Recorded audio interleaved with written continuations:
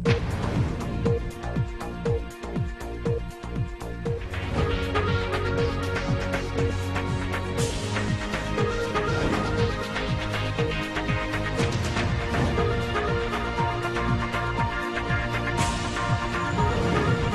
देख रहे हैं मिशन न्यूज़ पाकिस्तान की आवाज़।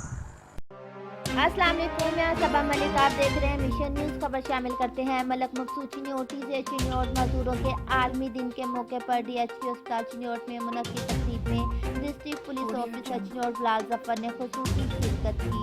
चिन्योट DPO को फूलों का गुलदस्ता पेश किया गया। DPO ने मजदूर अफराद से मुलाकात की, इनकी खैरियत दरियाफ्त की। चिन्योट DPO ने मजदूर बच्चों के साथ मिलकर केक काटा। मजदूर बच्चों बड़ों में तोहफे तकसीम किए। चिन्योट DPO शेख फजल इलाही रिहैबिलिटेशन सेंटर की काविश को सराहा।